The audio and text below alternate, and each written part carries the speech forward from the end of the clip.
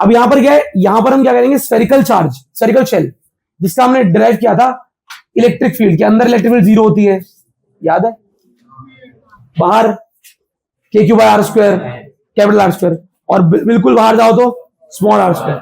तो 3 केस लिए थे। पहले का नाम था इनसाइड, और इनसाइड को हम कैसे लिखते थे, आर लेस देन आर, शायद याद हो। दूसरा केस था, इसको हम लिखते थे आर इक्वल टू आर। और तीसरा, ये स्फेयर है जिस पर चार्ज है कैपिटल क्यू, फैला हुआ है पूरे में, और इस स्फेयर का रेडियस है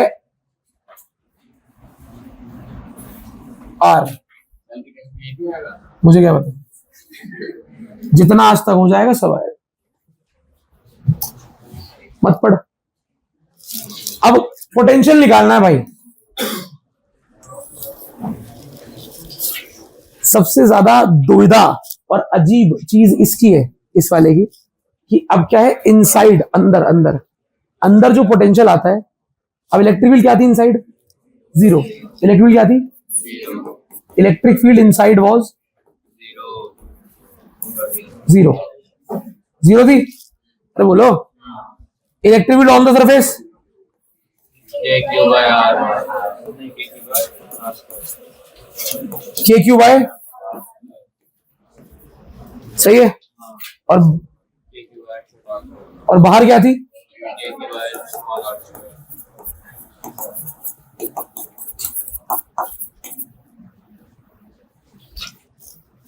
तो हम ई जानते हैं क्या था। अब देखो यहां पे, सबसे पहले इन दोनों को ड्राइव कर लेते हैं, पोटेंशियल।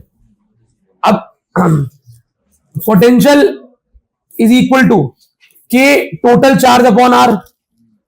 अब ये बताओ कि अगर मैंने कोई यहां पे पॉइंट लिया, पी पॉइंट, क्या लिया, पी पॉइंट, सरफेस पे, कहां पे, सरफेस पे अगर पी पॉइंट लेते हैं, सरफेस पे अगर तो पोटेंशियल कितना आना चाहिए,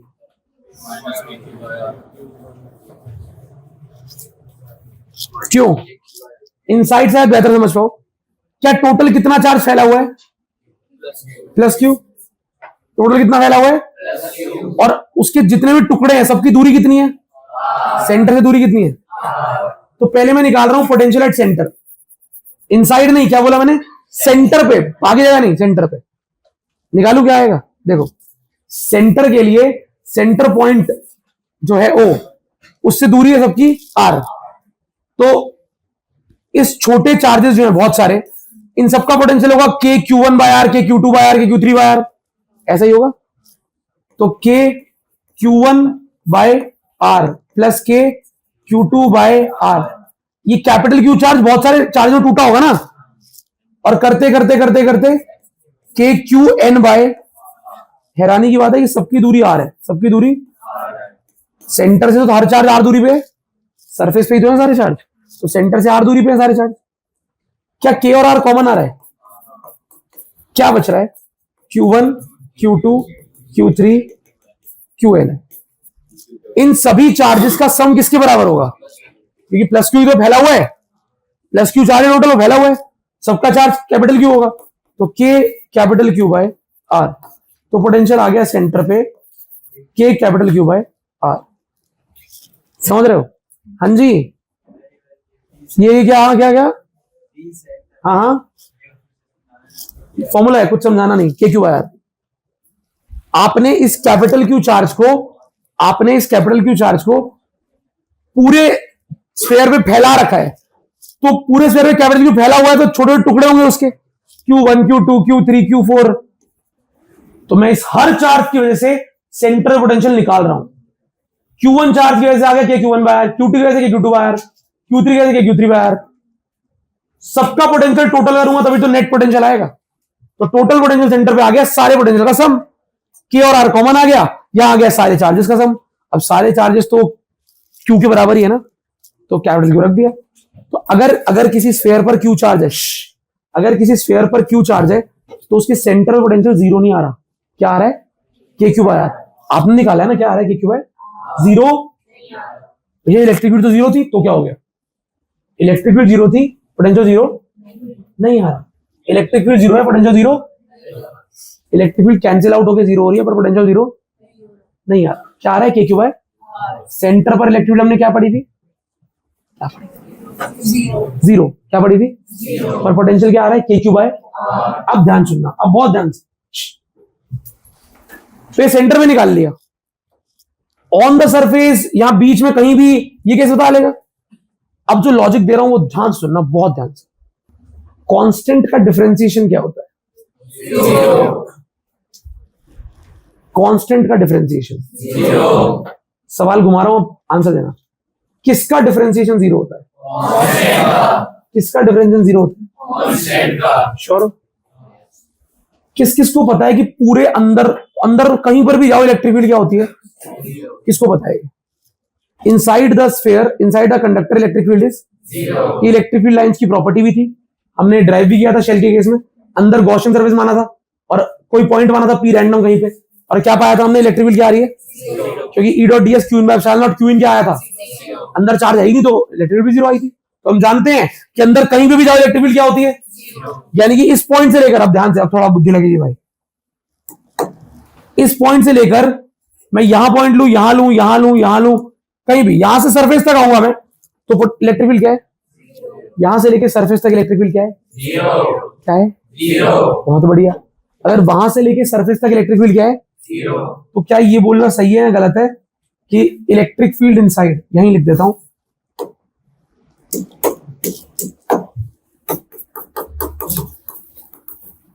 लिखा तो है जीरो, क्या होती है?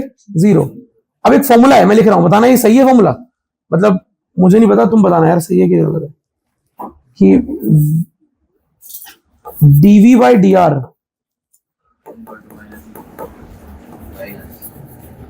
फॉर्मूला सही है क्या? E is equal to minus d v by. इस फॉर्मूले को समझते हो? अब याद रखो, स्कूल में कैसे बताएंगे नहीं पता, वो तो लॉजिक लेस बता देते, लिख देते हैं सीधा। अभी तुम लॉजिक थोड़ा सा जानना चाहते हो, देख लो। पोटेंशियल का डिफरेंशिएशन होता है E। पोटेंशियल का डिफरेंशिएशन होता है E। अच्छा, अब मेरा सवाल दोबारा से, किस चीज का डिफरेंशिएशन जीरो होता है?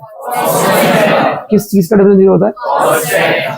यहां पर इलेक्ट्रिक फील्ड अंदर क्या है?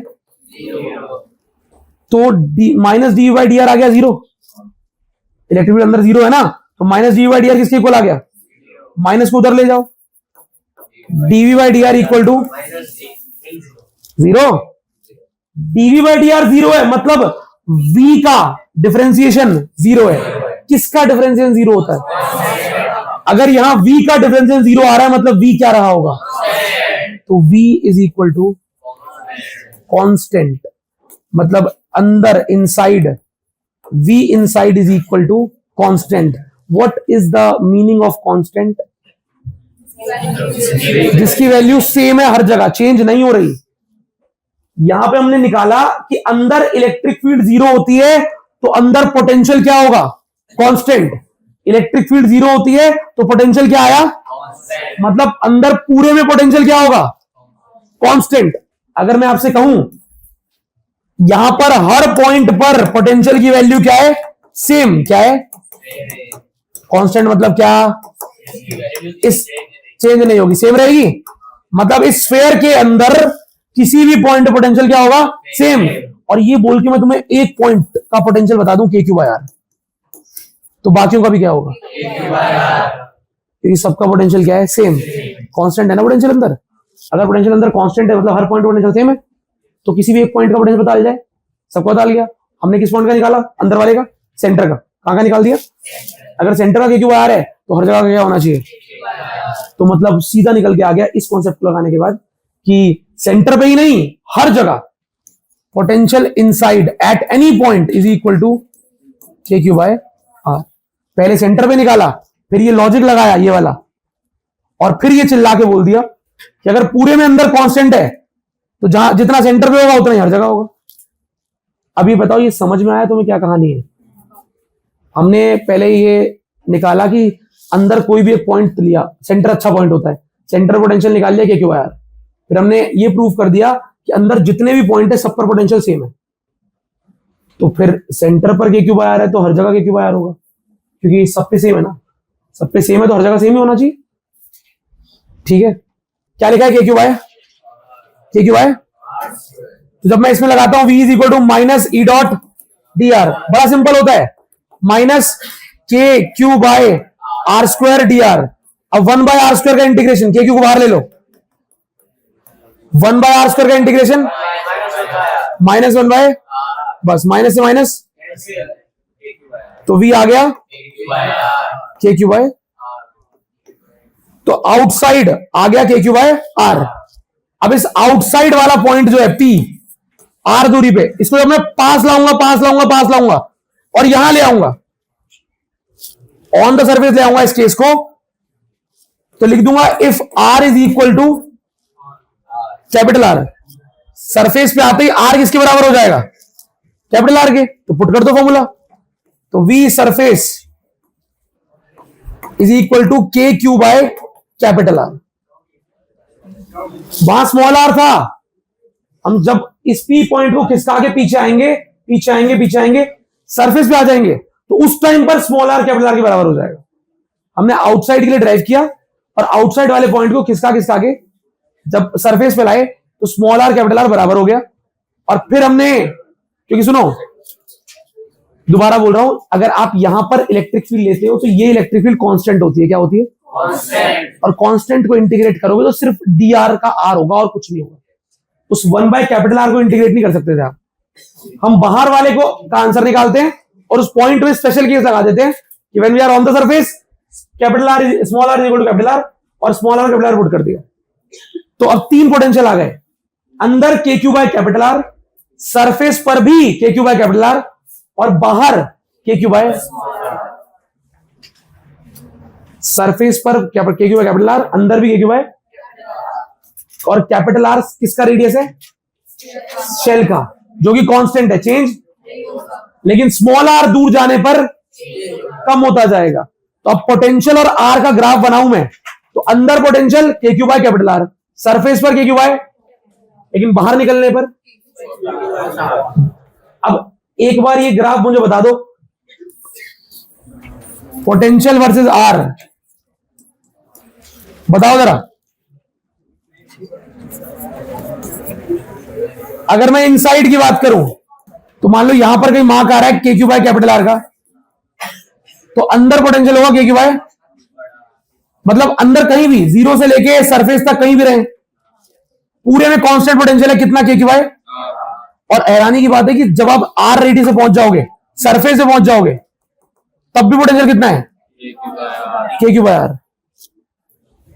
स्फीयर के अंदर से लेकर सरफेस तक हर जगह पोटेंशियल कितना है, k Q by capital R, के क्यू बाय कांस्टेंट, कांस्टेंट है और किसके इक्वल है, के क्यू बाय। अब क्या होगा आगे, बाहर जाने पे क्या होगा, बाहर जाने पे क्या होता है, तो ये जो स्मॉल r आगे बढ़ेगा तो पोटेंशियल, बाहर फॉर्मूला होता है v is equal to k Q by, अगर स्मॉल r बढ़ेगा तो v, इनवर्स का रिलेशन,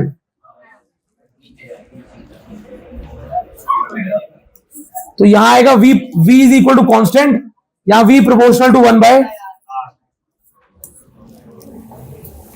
तो ऐसा सेम ग्राफ इलेक्ट्रिक फील्ड का पड़ा था शेल के लिए। ये है potential of a spherical shell, charge shell.